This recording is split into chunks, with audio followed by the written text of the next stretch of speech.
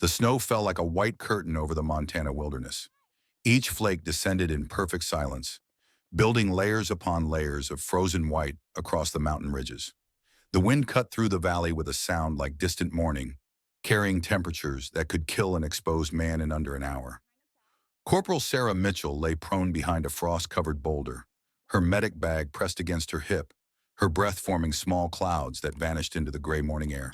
She was 22 years old, 3 months out of combat medic training, and according to her official file, she had never fired a weapon in anger.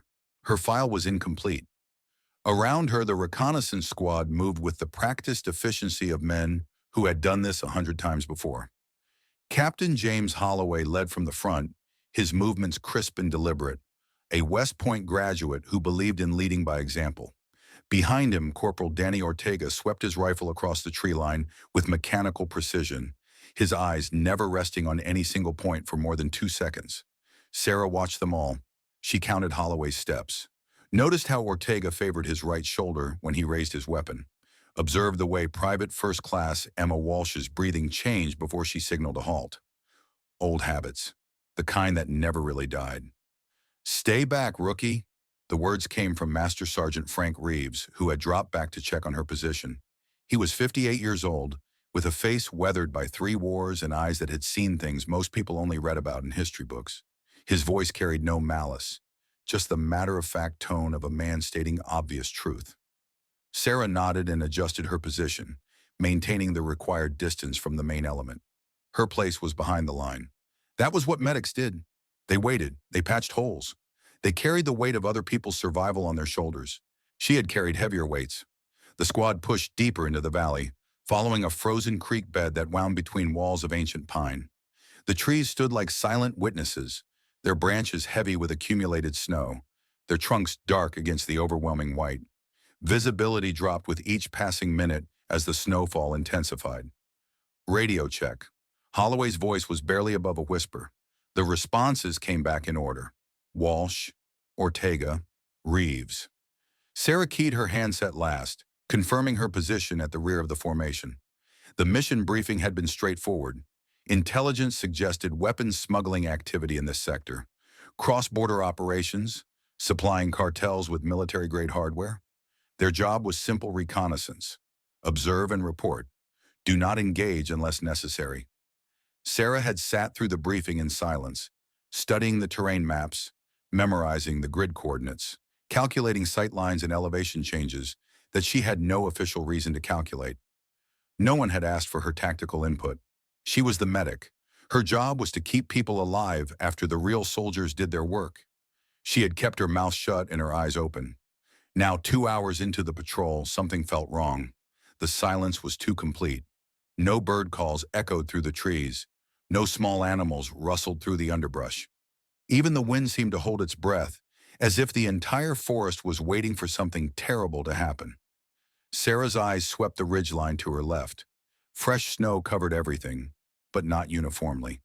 Near a cluster of boulders approximately 300 meters up the slope, the snow sat differently. Lighter. More recent.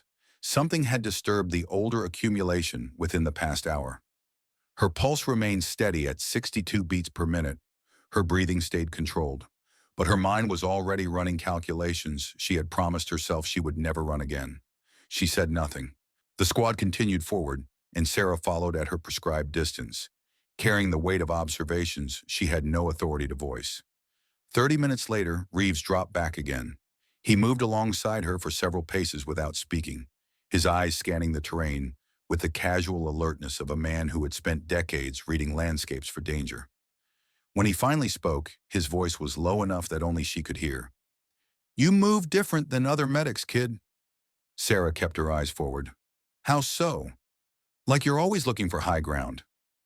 Reeves paused. "Like you're calculating fields of fire instead of treatment zones." She felt his gaze on her profile but didn't turn to meet it. "I'm just doing my job, Master Sergeant." Reeves was quiet for a long moment. Then he said something that made Sarah's heart skip a beat. "You got his eyes, you know. Your father's eyes. Same way of seeing everything at once." Sarah stopped walking. Reeves stopped beside her. The rest of the squad continued forward, unaware of the conversation happening at the rear of the formation. How do you know about my father? Reeves's weathered face softened slightly.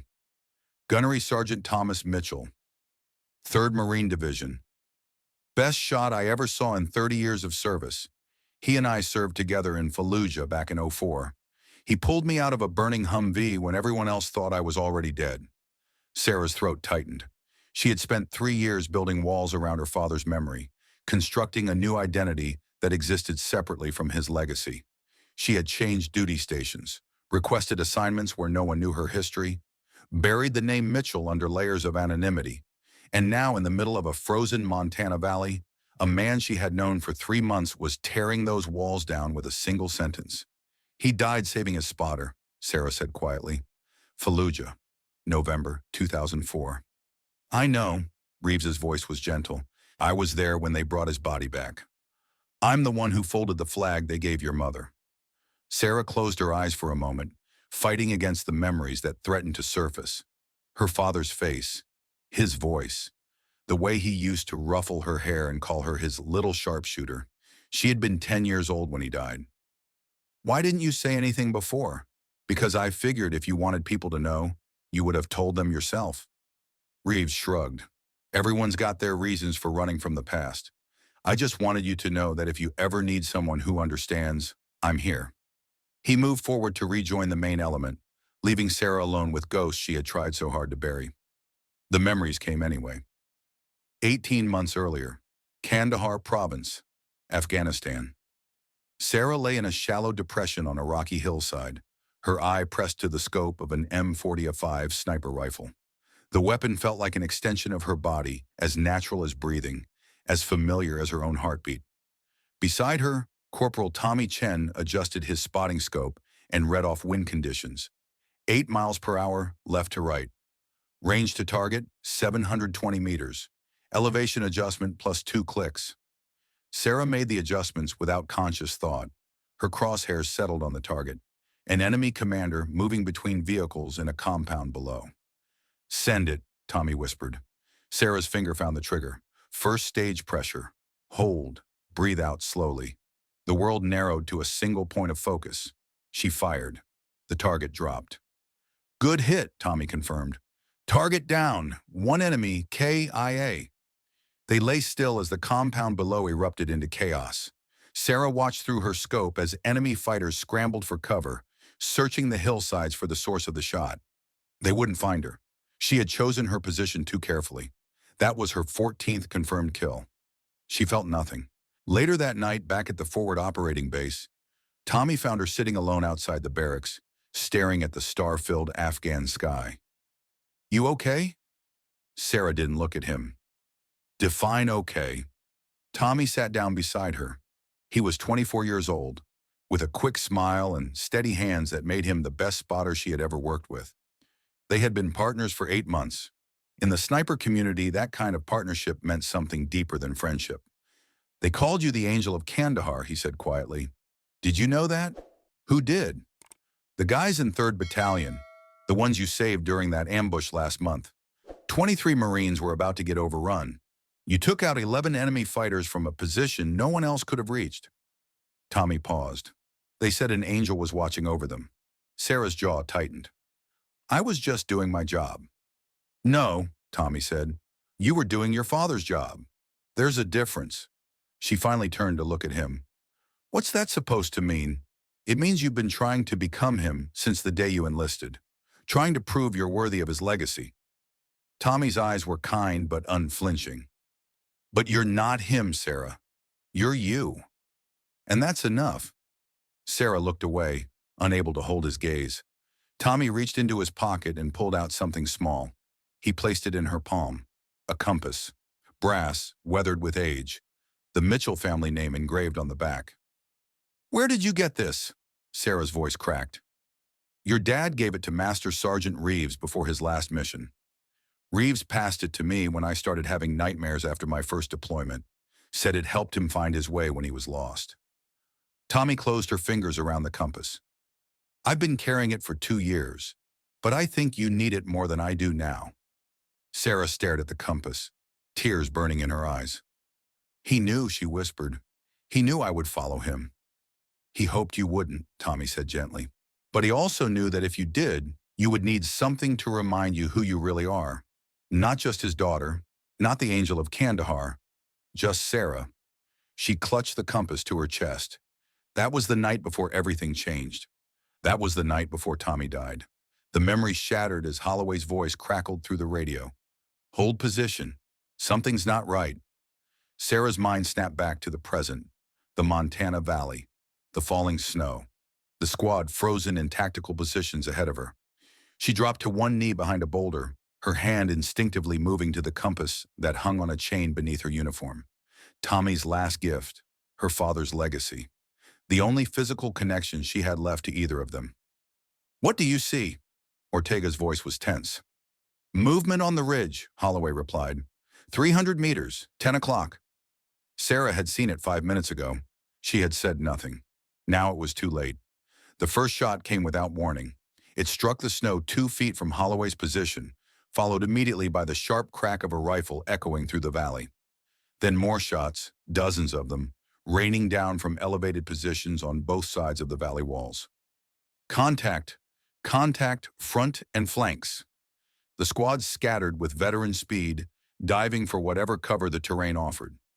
Sarah threw herself behind a cluster of rocks as rounds snapped through the air where she had been standing. Her medic bag hit the snow hard. Her heart rate climbed from 62 to 90 in 3 seconds. She controlled her breathing and forced herself to assess the situation. The ambush was precise. Enemy fire came from at least 6 elevated positions, creating intersecting fields of fire that covered every approach. The squad was caught in a natural choke point with minimal cover and no easy route of retreat. Someone had planned this carefully. Someone had been waiting for them. Radios jammed. Walsh shouted from her position behind a fallen tree. I'm getting nothing but static. Holloway triggered a burst toward the nearest muzzle flash. Fall back to the creek bed. Walsh, Ortega, covering fire. They moved. Textbook tactical withdrawal, alternating fire and movement. Sarah grabbed her bag and prepared to follow. Then she heard the scream. Reeves! The master sergeant was down, clutching his leg. Arterial blood pumped into the white snow, creating a spreading pool of crimson. He had been hit attempting to reach better cover, caught in the open by a shooter who knew exactly what he was doing. Sarah was moving before her conscious mind could object.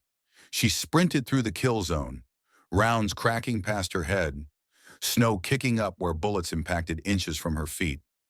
Every instinct she had developed in combat medic training screamed at her to find cover first. Every instinct she had inherited from her father pushed her forward. She reached Reeves in 4 seconds, dropped into the snow beside him. Her hands were already working before she finished sliding. Tourniquet applied. Pressure on the wound. Assessment of damage. Through and through, Reeves gasped through gritted teeth. Hit the artery. I've got you, Sergeant.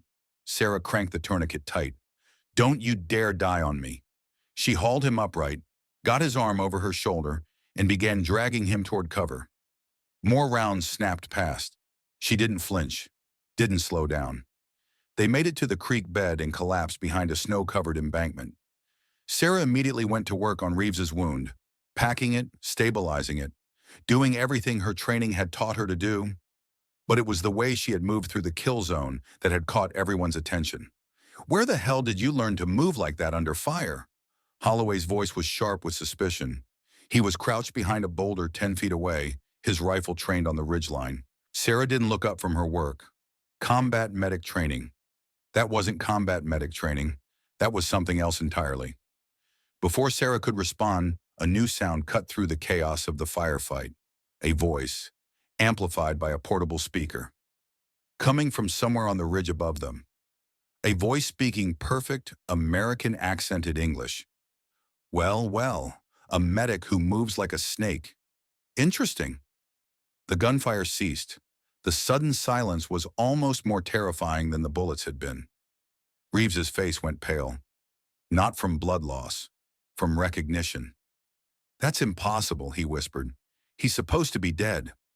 Sarah looked at the old soldier, saw the fear in his eyes, and felt a cold knot forming in her stomach. Who is it? Reeves swallowed hard. Colonel Marcus Drake, the man who trained your father, The voice from the ridge continued, casual and conversational, as if discussing the weather rather than life and death. I have 30 armed men in positions overlooking your current location. You have one wounded sergeant, 3 able-bodied soldiers, and a medic who is clearly more than she appears. The mathematics here are not complicated. Sarah finished securing Reeves's bandage and raised her head enough to scan the ridgeline through the falling snow. She could make out vague shapes, human silhouettes in winter camouflage, at least a dozen visible, probably more hidden. "What do you want?" Holloway shouted. A pause, then laughter, cold and humorless. "Straight to business." "I appreciate that, Captain." "Very well. I want to have a conversation with Corporal Mitchell. Just a conversation. The rest of you are free to go." Sarah felt everyone's eyes turn toward her. She kept her own eyes on the ridge. Her mind was racing, processing fragments of information, trying to piece together how a supposedly dead colonel knew her name, knew her history, knew she was more than the simple combat medic her file claimed. "Why her?" Ortega demanded. "Because of who her father was," the voice replied. "Thomas Mitchell, one of the finest snipers this country ever produced. I trained him myself, you know, back when I still believed in things like honor and duty and country." The words hit Sarah like physical blows. Trained him. Her father had never mentioned a Colonel Drake, had never spoken about his trainers or mentors, had kept that part of his life separate from his family, protected them from the darker aspects of his profession, but now trapped in a frozen valley with enemy guns pointed at her from every direction. Sarah realized that her father's past had found her anyway. Some ghosts refused to stay buried. "Here's my proposal," Drake continued. "You surrender your weapons and walk out with me for a civilized discussion. Your squad receives safe passage back to their vehicles. No more shooting. No more dying. A simple exchange." Holloway looked at Sarah. His expression was conflicted. He was a good officer, the kind who would never trade one soldier's life for another's. But he was also a pragmatist who could count rifles and calculate odds. "Don't even think about it," Sarah said quietly. "He won't let you walk away. Not after what you've seen here." "How do you know?" "Because that's not how men like him operate." She met Holloway's eyes. "I've dealt with his kind before. In combat medic training." Sarah didn't answer. The silence stretched. Snow continued to fall. Somewhere in the trees, a branch cracked under the accumulated weight. Then Reeves spoke, his voice strained with pain but steady with purpose. "Tell them, Sarah." She looked at the wounded sergeant. "Tell them what you really are, what you were before you became a medic." He grimaced as he shifted position. "They deserve to know. And we need you to be that person now if any of us are going to survive this." Sarah closed her eyes. She had built her new identity so carefully, brick by brick, wall by wall. She had buried Sarah Mitchell the sniper and created Sarah Mitchell the healer in her place. But walls only worked when nobody was trying to tear them down. She opened her eyes. "My name is Corporal Sarah Mitchell. Before I was a combat medic, I was a scout sniper with 3rd Marine Division. 2 combat deployments, 11 confirmed kills." She paused. "They called me the Angel of Kandahar." The squad stared at her. Walsh's mouth fell open. Ortega's expression shifted from skepticism to something approaching respect. Holloway just looked at her with new eyes, as if seeing her for the first time. "I left the sniper program 18 months ago," Sarah continued. "After my spotter was killed in action, I reclassified to medical and requested assignment to a unit where nobody knew my background. I wanted a fresh start, a chance to save lives instead of taking them." "Why didn't you tell us?" Walsh asked. "Because I didn't want to be that person anymore." Sarah's voice was steady, but her hands had begun to tremble slightly. "I thought if I pretended hard enough, I could become someone else." The speaker on the ridge crackled back to life. "A touching confession," Drake said. "But it changes nothing. You're still surrounded, still outgunned, still going to die unless you accept my terms." Sarah looked at her squad mates, at Reeves bleeding in the snow, at Holloway trying to find a way out that didn't exist, at Walsh and Ortega, good soldiers who deserve better than to die in an unmarked valley because of her history. Then she looked at the ridge where Drake waited, and she made a decision. "Give me your rifle," she said to Holloway. "What?" "Your rifle. Now. If we're going to survive this, I need to be what I used to be. Holloway hesitated for only a moment. Then he unclipped his M4 and handed it across. Sarah took the weapon, checked the chamber, dropped the magazine and counted rounds. 30 in the magazine, 1 in the chamber. 31 shots. She had worked with less. When I start shooting, she said calmly, I need all of you to move Reeves toward the tree line. There's a ravine about 60 meters west that should provide cover from their elevated positions. You're going to take on 30 shooters by yourself? Ortega's voice was incredulous. No, I'm going to take out their best marksmen and create confusion. When their fire discipline breaks down, that's your window. Sarah met each of their eyes in turn. Trust me. The words hung in the cold air. Trust me. It was the same thing Tommy had said to her 18 months ago, right before he died. But this time, Sarah was the one asking. She settled into position, raised the rifle, and pressed her eye to the scope. Her breathing slowed. Her heart rate dropped to 58 beats per minute. The world narrowed to a single point of focus, and the ghost of her father whispered in her ear, Make every shot count. Sarah's first shot crossed the valley in less than half a second. The target was 320 meters up the slope, partially concealed behind a boulder, visible only as a dark silhouette against the white background. He was the shooter who had hit Reeves. His position, his angle, his field of fire, all of it had marked him as the most skilled among the ambush team. He dropped without a sound. Sarah was already shifting to her second target before the first body hit the snow. The valley erupted into chaos. Enemy fire increased dramatically as shooters scrambled to respond to the unexpected threat. Rounds snapped through the air around Sarah's position, chewing bark from the trees overhead, kicking up geysers of white powder from the ground beside her. She ignored all of it. Second target. 340 meters, left slope. Shooter using a dead tree for cover.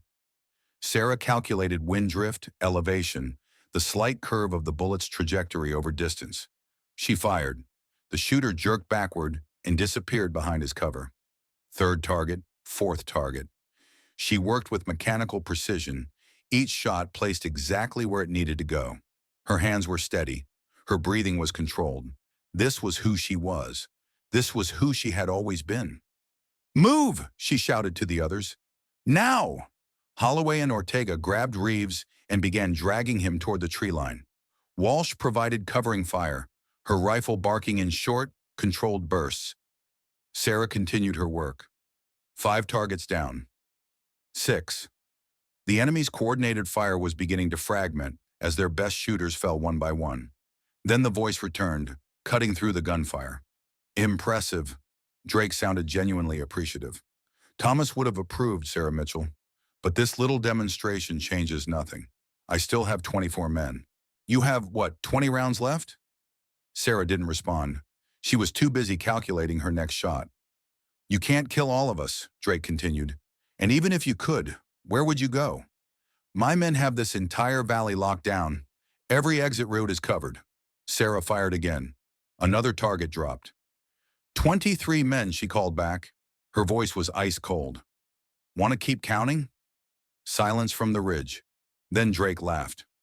Your father used to do that same thing. Make jokes when things got serious. It was his way of controlling fear. He taught me never to underestimate an enemy who could still find humor in a hopeless situation. Sarah paused, her finger resting on the trigger guard. You keep talking about my father, she said. Why don't you tell me who you really are? A pause. Then a figure appeared on the ridgeline, standing in plain view, seemingly unconcerned about the rifle pointed in his direction. Colonel Marcus Drake, former commanding officer, Delta Force. I spent 22 years serving this country in ways that will never appear in any official record. I trained some of the finest warriors America has ever produced. Drake's voice carried clearly through the valley, including Thomas Mitchell. Sarah's scope found him. Her crosshairs settled on his chest. At this range, she could drop him in less than a heartbeat. But she didn't fire. She needed to understand. The official story, Drake continued, is that I died during a classified operation in Afghanistan 10 years ago. A mission that went wrong. A sacrifice for the greater good. He spread his arms. As you can see, The official story is incomplete. Sarah's mind raced. 10 years ago, she would have been 12. Her father would have been 4 years dead. Whatever connection existed between these two men had ended before she ever picked up a rifle. "Why are you here?" she asked. "Why the weapon smuggling?" Drake's expression hardened. "They sent me on a mission they knew was a trap, a political sacrifice to appease an ally who wanted American blood. When I survived, they classified me as killed in action and erased every record of my existence. 22 years of service, 3 Purple Hearts, 2 Silver Stars, and my reward was a shallow grave in a country that didn't want me there. That doesn't justify what you've become, doesn't it?" Drake's voice rose. "I gave everything for the United States. My youth, my health, my sanity. And when I became inconvenient, they tried to eliminate me. So now I take what I want, sell it to whoever pays the most, and watch the system burn from a safe distance? That doesn't explain why you're targeting me, doesn't it?" Drake's silhouette seemed to loom larger against the gray sky. "Your father was the only man who ever beat me in a shooting competition. The only one I could never break, never bend to my will. He had something inside him that I could never quite understand. A core of steel that no amount of training or pressure could affect." He paused. "I see the same thing in you." Sarah felt the weight of the compass against her chest. "What do you want?" "I want to know if the daughter is as good as the father was." Drake's voice dropped to something almost intimate. "I want to see if Thomas Mitchell's legacy lives up to the legend. This isn't a competition. Everything is a competition, Sarah. Life, death, every moment in between." Drake began walking along the ridge. "Your father understood that. He fought every day of his life, fought to be the best, fought to protect the people he loved, fought to matter." Sarah tracked him with her scope, her finger hovering over the trigger. "I refused to become what he was." "No?" Drake stopped walking. "Then explain to me why you're lying in the snow with a rifle in your hands instead of hiding behind a rock with your medic bag. Explain why you've killed 6 of my men in the last 2 minutes. Explain why you feel more alive right now than you felt in 18 months. Sarah had no answer, because the truth was too painful to admit. She did feel alive, the adrenaline singing through her veins, the clarity of combat, the familiar weight of the rifle against her shoulder. All of it felt like coming home after a long and terrible journey, and she hated herself for it. "I left this life behind," she said quietly, "after Tommy died. After I realized that every trigger pull was just another step toward becoming something I didn't want to be." "Tommy Chen." Drake nodded. "Your spotter. I read the after-action reports. An unfortunate casualty. Don't you dare say his name." The words came out sharper than Sarah intended. Something shifted in Drake's posture. A predator recognizing the scent of weakness. "Ah," he said. "There it is. The guilt. You blame yourself for his death, don't you?" Sarah's hands trembled. "Just slightly. Just enough. I gave the order that got him killed." "Did you?" Drake's voice was almost gentle. "Or did he give his life so that you could escape? There's a difference, Sarah. One is murder. The other is sacrifice." The memories crashed over her like a frozen wave. Afghanistan, 18 months ago. The mission that changed everything. They had been tracking a weapons convoy. Intel suggested high-value targets. Sarah and Tommy had found the perfect overwatch position on a hillside overlooking the route. She had the shot lined up, the convoy leader in her crosshairs, finger on the trigger. And then she saw the children, a group of civilians, women and children, walking along the road, too close to the target. If she fired and missed, if the bullet passed through and struck someone behind him, if the convoy reacted with suppressive fire toward the civilians. Too many variables, too much risk. She had hesitated. Tommy had urged her to take the shot. "Trust your training," he said. She fired. The target went down. But the convoy had been expecting them, had been waiting for them. The whole thing was a trap. Within seconds, they were taking fire from 3 directions. Their position was compromised. No extraction available. No backup within range. Tommy made the call. He stood up, drew fire away from Sarah, gave her time to escape. She had watched him die through her scope, watched the bullets tear through his body, watched him fall and not get up. His last words, transmitted over their shared radio frequency, still echoed in her nightmares. Now run. She ran. She survived. And she had spent every day since then trying to become someone who didn't run. I know what you're thinking, Drake said, pulling her back to the present. You're thinking that if you had made different choices, your spotter would still be alive. Sarah said nothing. But here's the truth, Sarah Mitchell. In war, people die. Sometimes the good ones, sometimes the bad ones. That's the nature of what we do. What's your point? My point is that guilt is a luxury, a weakness, something that enemies exploit. Drake took another step along the ridge. Your father never let guilt slow him down. He did what needed to be done, every time, without hesitation. My father was a hero. Your father was a killer. Like me. Like you. The words hit Sarah hard. The only difference, Drake continued, is that he found ways to make peace with what he was. He loved his country, loved his family. He killed because it was necessary, not because he enjoyed it. But make no mistake, he was absolutely willing to pull the trigger when the situation demanded it. Sarah's scope never wavered from Drake's silhouette. Why are you telling me this? Because I want you to stop pretending. Stop hiding behind your medic bag and your fresh start. Drake's voice rose. You are Thomas Mitchell's daughter. You have his gift, his curse, his legacy, and no amount of running will ever change that. Sarah felt tears freezing on her cheeks. She hadn't even realized she was crying. So here's my offer, Drake said. One final competition. You and me, sniper against sniper. Winner takes all. If you win, my men stand down. Your squad goes free. If I win, well, then I'll know for certain that Thomas Mitchell's legacy died with him. Sarah's finger found the trigger. She could end this now. One shot. Drake was standing in the open, presenting himself as an easy target. But something stopped her. You're too confident, she said, standing out in the open. You want me to take the shot? Drake smiled. She could see it even through the scope. A cold, predatory smile. Your father used to say the same thing. He always knew when a trap was being set. What happens if I pull this trigger right now? Then the explosive charges my men planted beneath your squad's position will detonate. Sarah's blood ran cold. She glanced toward Holloway and the others. They had reached the tree line, but they were still within the potential blast radius. You're bluffing, am I? Drake shrugged. Only one way to find out. But I should mention that your father called my bluff once, back in '98. He pulled the trigger, and I lost 2 fingers on my left hand. He held up his hand, showing the stumps where his ring finger and pinky should have been. I learned never to bluff with a Mitchell after that. Sarah's mind raced. This was not an enemy who made empty threats. What guarantee do I have that you'll honor the terms? You don't, Drake's smile widened. But what choice do you have? Sarah looked at her squad mates. At Reeves, pale from blood loss.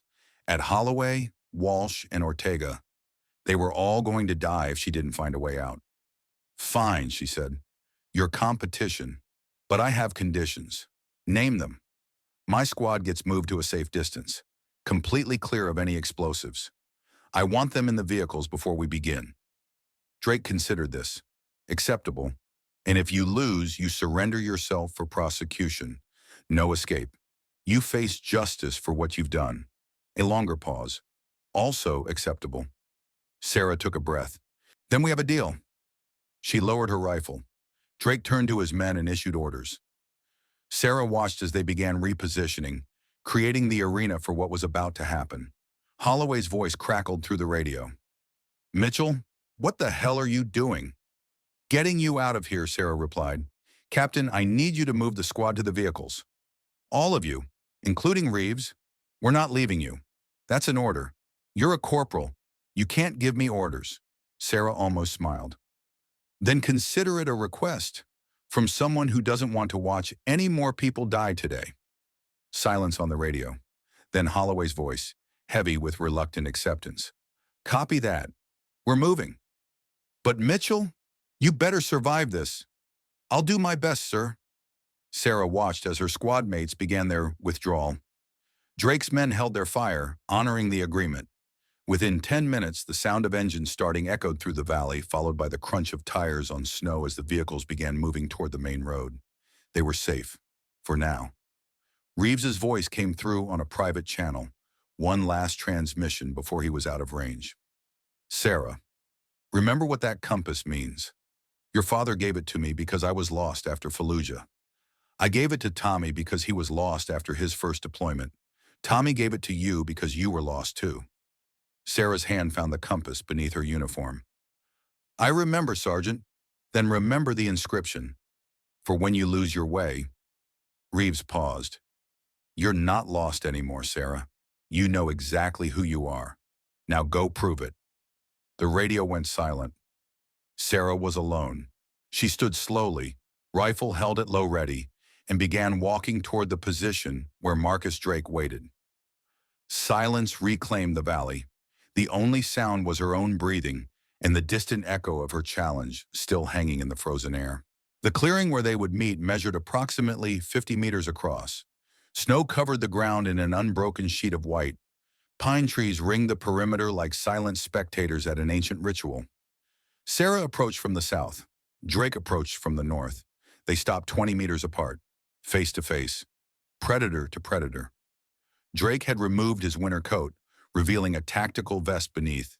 He carried an M24 sniper rifle, the same model Sarah's father had used during his early career. His gray hair was cropped short. His face was lean and weathered. His eyes were the color of glacial ice. He looked exactly like what he was, a warrior, a killer, a legend. You know the rules, he asked. Sarah nodded. I know the rules. The rules of the sniper duel were ancient. Each combatant would take position at opposite ends of the clearing. They would move, use cover, try to acquire their target. First clean kill won. No time limit, no boundaries beyond the clearing, no restrictions on movement or tactics. Just two shooters and the skills they had spent their lives developing. Any last words? Drake asked. Sarah thought about it. She thought about her father, who had died saving another man's life. She thought about Tommy, who had died saving hers. She thought about all the people she had killed and all the people she had failed to save. My father taught me that shooting isn't about killing, she said. It's about precision, about knowing exactly what you're doing and why. He made me promise never to pull a trigger unless I knew the answer to both questions. Drake tilted his head. And do you know the answers? Sarah met his ice-cold gaze.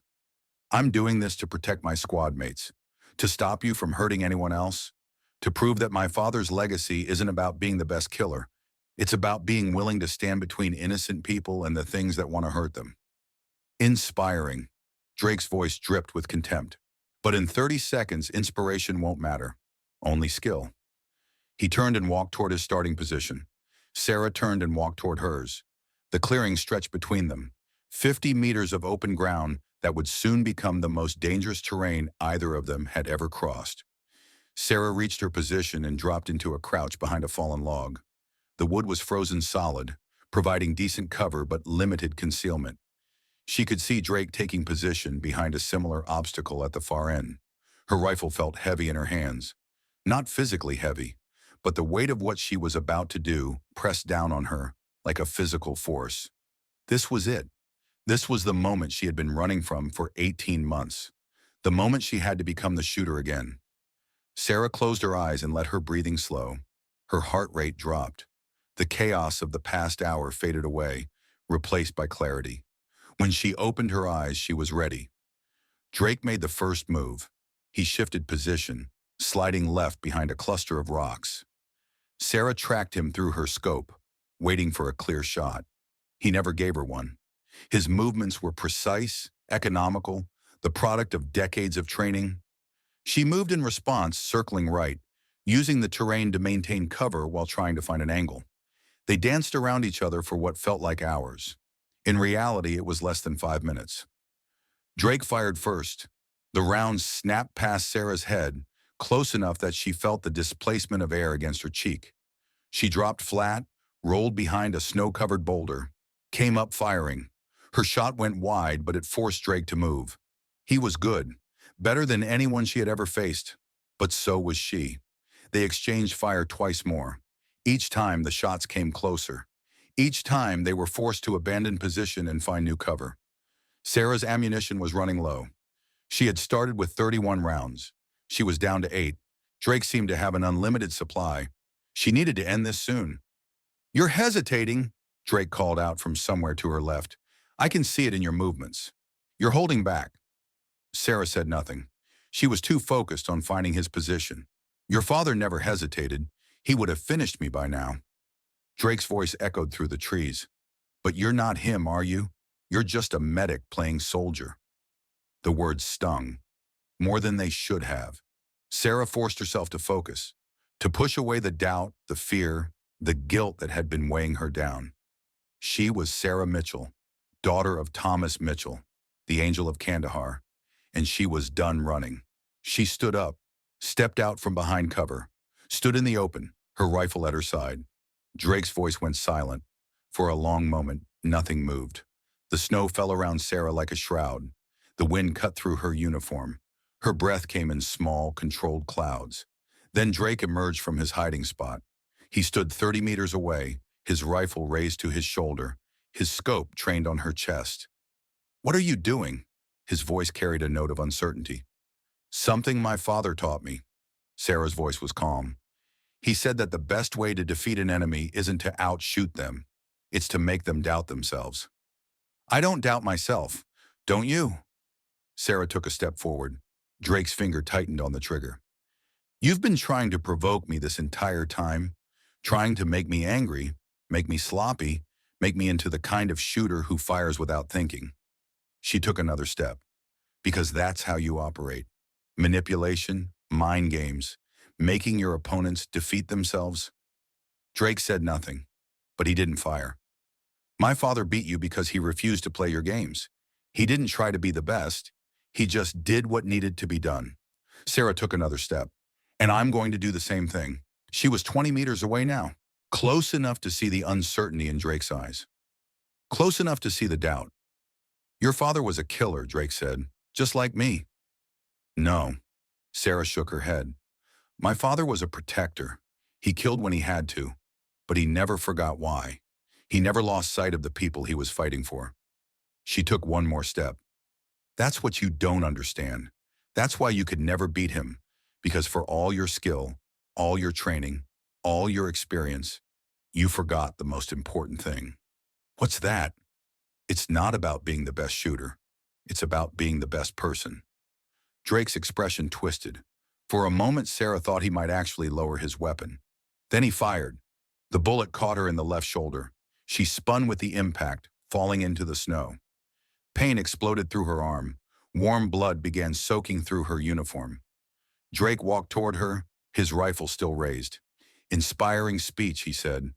"But in the end, skill wins. It always does." Sarah lay in the snow, her left arm useless, fire spreading through her shoulder with every heartbeat. She had trained for this. Every sniper learned to shoot with their offhand. Every combat medic learned to function through pain. Her right hand found her sidearm. Her left arm screamed in protest as she braced herself against the frozen ground. But her right hand was steady. Her right hand had always been steady. Drake stood over her. "Your father made the same mistake, you know. He believed that honor and duty could overcome anything. He died for those beliefs." Drake raised his rifle. "Now you will too." Sarah looked up at him, blood staining the snow around her, her father's compass pressing against her heart. And she smiled. Drake hesitated. "What's so funny? You really don't understand, do you?" "Understand what?" Sarah's hand moved, not toward her rifle, toward her sidearm. She drew the Beretta from her hip holster with a speed that surprised even herself.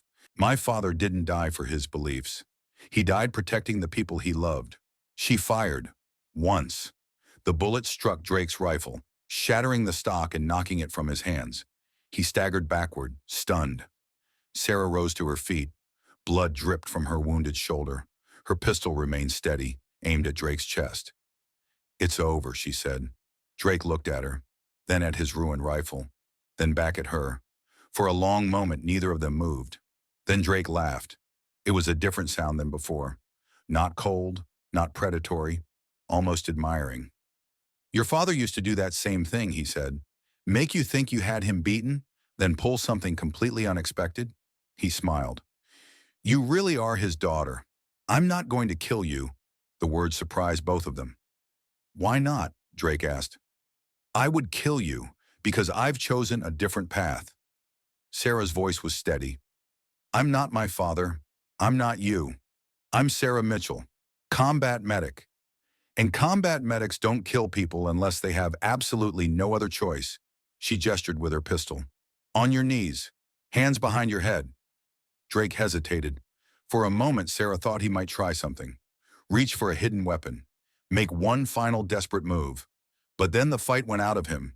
He sank to his knees in the snow, put his hands behind his head, and surrendered.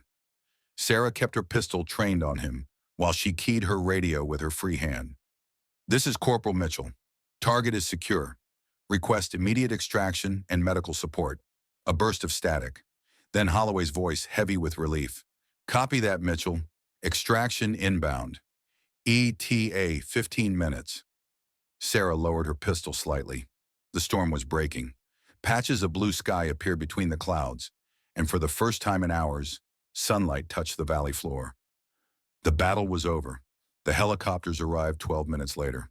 Two Black Hawks with full gun packages, their rotors whipping the snow into a blinding storm. They touched down at the edge of the clearing, and armed soldiers poured out to secure the area. Drake was taken into custody without resistance. His remaining men, deprived of leadership, surrendered within the hour. The weapons smuggling operation that had been supplying cartels for the past decade was finished. Sarah sat in the doorway of one of the helicopters while a medic treated her shoulder wound. The bullet had passed cleanly through the muscle. A few weeks of recovery and she would be fine. Physically, at least. The emotional wounds would take longer to heal.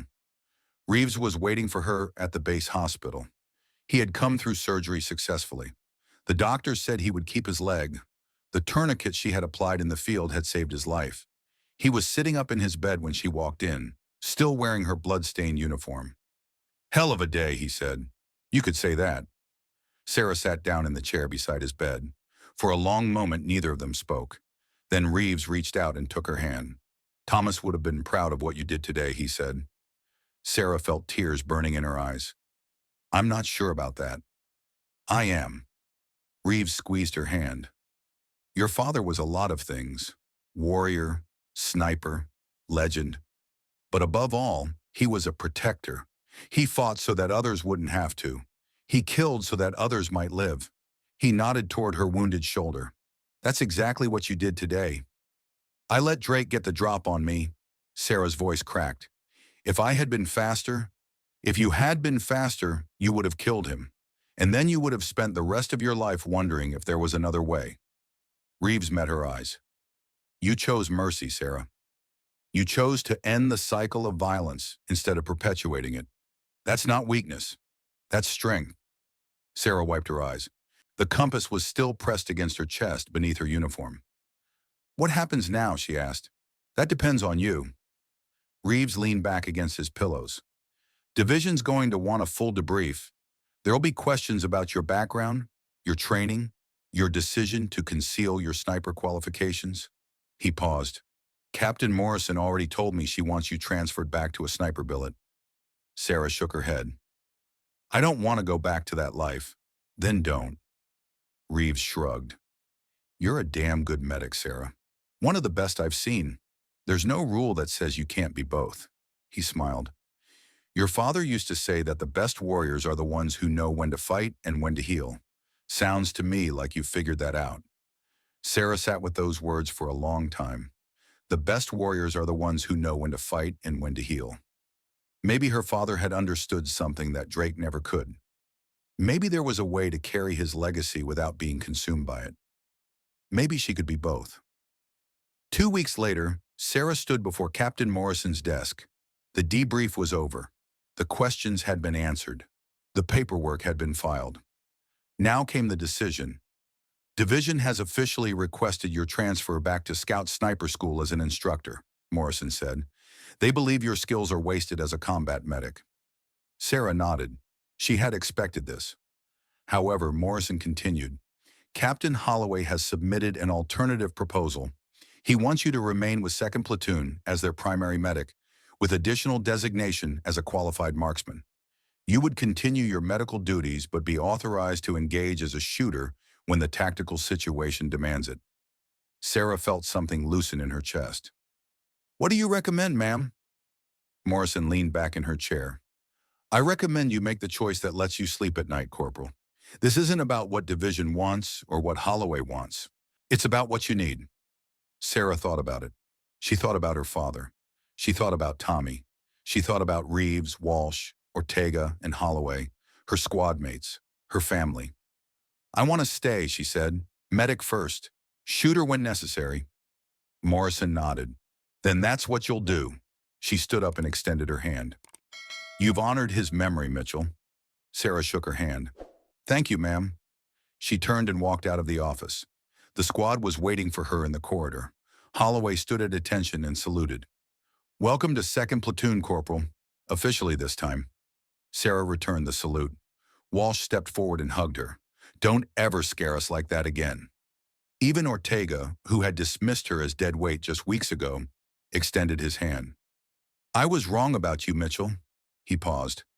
"I'm glad I was wrong." Sarah shook his hand. "Thanks, Ortega."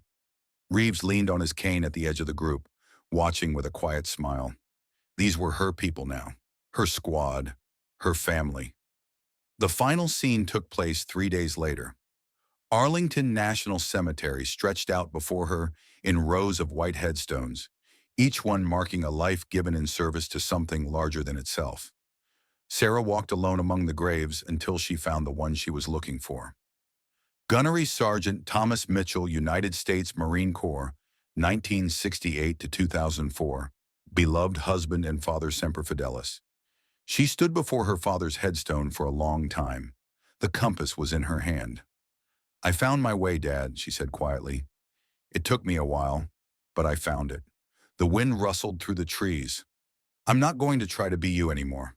I'm going to be me, a medic who can fight when she needs to, a protector who knows when to pull the trigger and when to put it down." She knelt and placed her hand on the cold stone. "Tommy said you would be proud. Reeves said the same thing." She swallowed hard. "I hope they're right." Footsteps approached behind her. She already knew who it was. "Figured I'd find you here," Reeves said. He walked up beside her, leaning on his cane. "How'd you know?" "Because it's where I came after Fallujah, when I needed to talk to Thomas." Reeves stood beside her, looking at the headstone. "He was my best friend, you know. The kind of friend you only make once in a lifetime. We went through hell together, and through all of it, Thomas never lost sight of why he was fighting. Why was he fighting?" Reeves looked at her. "For you. For your mother. For every Marine who depended on him. For every innocent person who would have been hurt if he hadn't been willing to stand between them and the darkness." He smiled. "That's the Mitchell legacy, Sarah. Not the kill counts, not the marksmanship records. The willingness to protect." Sarah felt tears on her cheeks. "Come on," Reeves said. "The squad's waiting.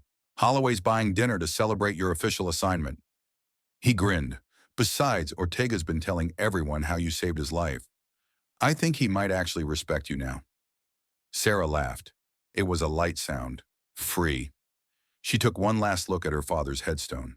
Then she stood up, slipped the compass back into her pocket, and turned to face the future. "Love you, Dad," she whispered. The wind carried her words away, and somewhere, in the great beyond that only soldiers know, Gunnery Sergeant Thomas Mitchell smiled. His daughter had found her way home. Sarah Mitchell walked out of Arlington National Cemetery with Master Sergeant Frank Reeves beside her. The sun was setting over Washington, painting the sky in shades of gold and red. Ahead of her, a new mission waited. A new chance to protect, to heal, to serve. She was still carrying her father's compass. She always would. But she wasn't lost anymore. She was exactly where she needed to be. Combat medic, designated marksman, daughter of a hero, and a hero in her own right. The end.